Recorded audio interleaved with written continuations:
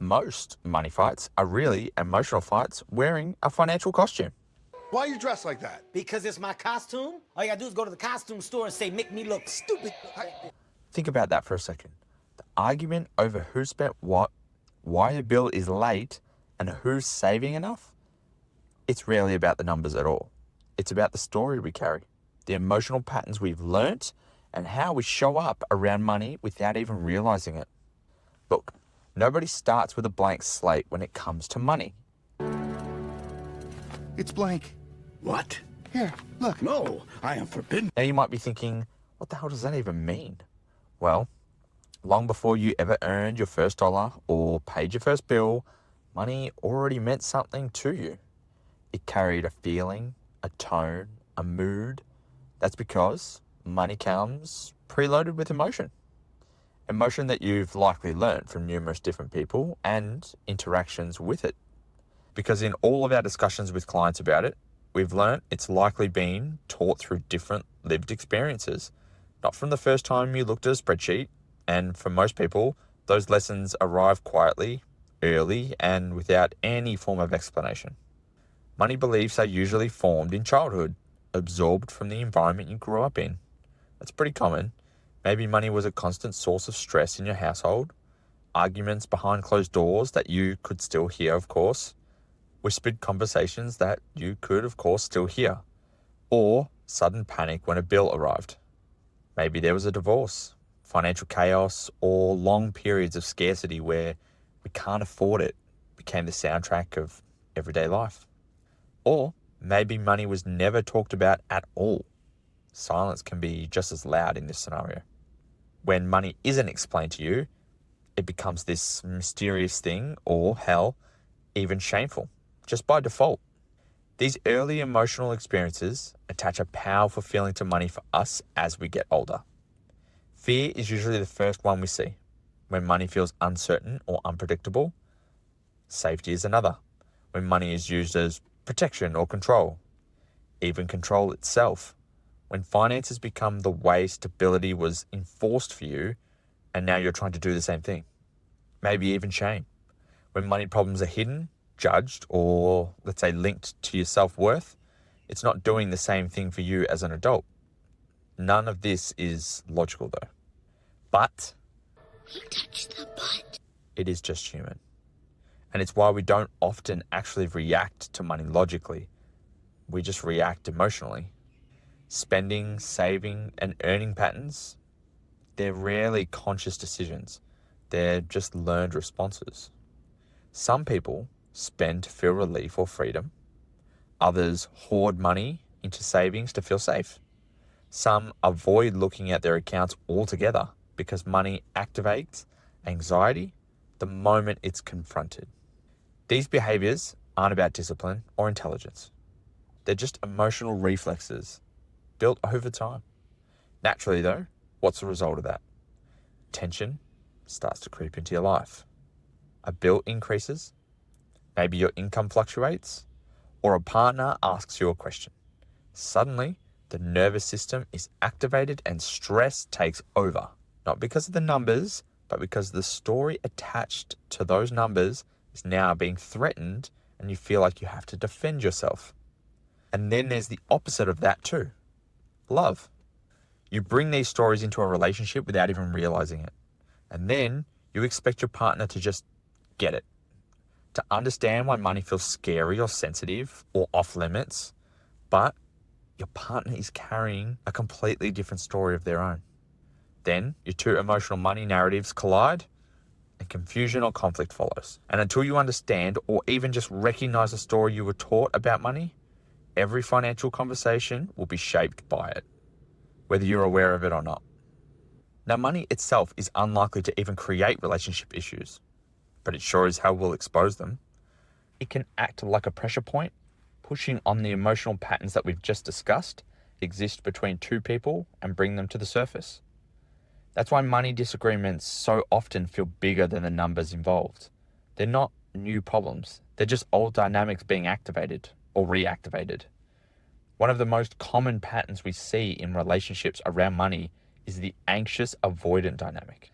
One partner becomes hyper-aware, checking balances, asking questions, and trying to plan for every possible outcome. They usually have this beautiful Excel spreadsheet that's created too, while the other just shuts down. They avoid the conversation, delay decisions, change the subject, or reassure without actually engaging. And of course, they don't care about your spreadsheet. Neither person is wrong though. Even though it might feel like to you that you are right and they are wrong, the reality is both are just reacting from emotional conditioning rather than actual intention.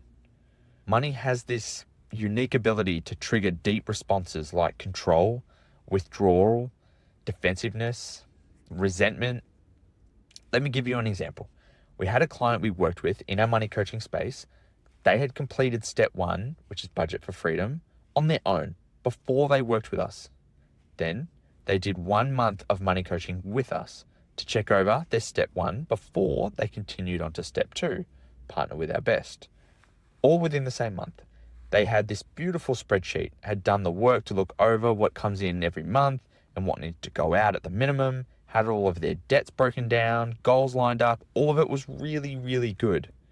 We had a few small adjustments, which didn't really take away from what they had done at all. Then we moved on to step 2 and reviewed their utilities and mortgage. We managed to save them $167 on their utilities with our utilities experts, and it was $116 on electricity and I believe $51 on gas, which in itself is amazing. But we also managed to save them $119 on their mortgage with our mortgage brokers, which is a total of $286 per month. What? That's huge. And the clients were over the moon. However, the one partner who is obsessed with being in control of their budget and making sure everything was right was utterly embarrassed and became a little frustrated. Not with us, even though it felt directed at us, but with themselves. Now, I won't go any further into that. The clients and us, we get along great. Everything's really, really good. And we got past all of that. But the point I was trying to make then was the frustration and embarrassment had nothing to do with the money saved. It wasn't about the $286 per month that they now have back in their own pocket. It was about what money represented for that particular individual. For them, money equaled control. Control equaled safety. And when someone else, our utilities expert and mortgage brokers, stepped in and showed that there was a better way, even a supportive, collaborative one, it momentarily threatened their sense of competence and security. That emotional reaction surfaced instantly. Even though the logical outcome was overwhelmingly positive, this is exactly how money activates relationship patterns too. One partner tightens their grip, the other retreats, not because they don't care, but because money taps directly into your identity, your self-worth, and fear. And when those things feel challenged, the reaction is automatic. That's why tension shows up even in moments that should feel like wins. That's why progress can feel uncomfortable. And that's why partners often misread these reactions as resistance, or maybe even your ego, or just a lack of appreciation, when in reality, it's vulnerability trying to protect itself. Most money fights are really emotional fights wearing a financial costume. And until couples learn to see what money is activating beneath the surface, the need for safety, trust, respect, and just being heard, they'll keep trying to solve emotional problems with logical fixes. Which brings us to the next layer of this conversation, is that at the bottom of most money stress, there's rarely a numbers problem. There's usually a self-worth wound. Money just happens to be the surface where it shows up most clearly. For many people, money becomes the measuring stick they use to determine their value, their success, and whether they are enough. From a very early age, we absorb messages, spoken and unspoken, about what money says about a person. Earning more can become proof of intelligence or effort or worthiness. Struggling financially can feel like failure. Having savings can feel like being responsible or good, while needing help can feel like a weakness. Over time, money stops being a tool and starts acting like a mirror, reflecting back how people see themselves. This is why earning more doesn't actually fix insecurity. You can increase income, hit milestones, or achieve external success and still feel deeply unsettled. The goalpost just will continue to move. There's always another number that promises safety, respect, or relief. The same goes for saving. You can build a healthy buffer and still feel anxious, still check accounts obsessively, still brace for something to go wrong. But the anxiety was never about the money. It was about not feeling safe within yourself. Low self-worth tends to express itself through behavior long before it's acknowledged emotionally. Some people overwork, tying productivity directly to their value. I know that was something I suffered with and probably still to a degree am dealing with now. Others overspend chasing relief, validation, or a sense of identity through purchases. Control often shows up as a way to manage fear though, controlling budgets, decisions, or partners in an attempt to feel secure. On the other hand, avoidance can look like procrastination or disengagement or refusing responsibility altogether, because facing money feels like facing personal inadequacies. All of this just creates internal pressure though, and pressure doesn't stay contained. It leaks or it just bursts. It shows up as irritability, shutdowns, defensiveness, or emotional distance. What starts as an internal struggle with worth quietly becomes tension in conversations, decisions, and then all aspects of your relationship. Love gets pulled into this dynamic, whether people realize it or not. When someone doesn't feel safe within themselves, they often look to their partner to provide that safety net through reassurance, approval, or protection from discomfort. Partners become emotional regulators instead of equals, and resentment or imbalance follows. You can't build financial peace on top of emotional insecurity.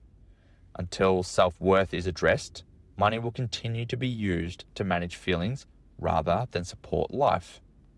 And that's probably a big point we talk to people about, and the point of this episode, how emotional safety, self-trust, and connection are what ultimately allows money, tension, and love to settle into balance. Well, that's all we have for today. We hope it helped you in one way or another, and you were able to take even just one small thing from this episode. Thank you for tuning in to the Happiest Future Show, brought to you by Happiest Future Group. We're here to help you build a life that feels safe, calm, and meaningful, both financially and personally. And we work in two spaces with our clients to help them do just that, as personal and relationship mentors, as well as money coaches. If you'd like to learn more about us, go to our website, happiestfuturegroup.au. You can send us an email and tell us what season of life you're in and where you would like some help. Or book a free discovery call via the link on our homepage, because we'd love to hear from you. Please remember to hit that like, follow, or subscribe button, depending on where you're tuning in from. It all really helps us grow and keep bringing you value each week. Just remember, the happiest future isn't some distant dream. It starts with the steps you take today. Before we officially sign off, just a quick reminder, any and all content produced by Happiest Future Group is intended for educational and entertainment purposes only, and does not constitute personal, financial, or life advice.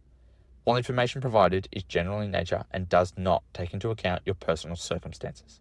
Before making any decisions or taking action, you should consider whether the information is appropriate for you. We're here to share what's worked for us and our clients, and hopefully give you some tools and ideas to try yourself. But nothing here replaces your own judgment or professional advice for your situation. Thanks for tuning in today. See you next time.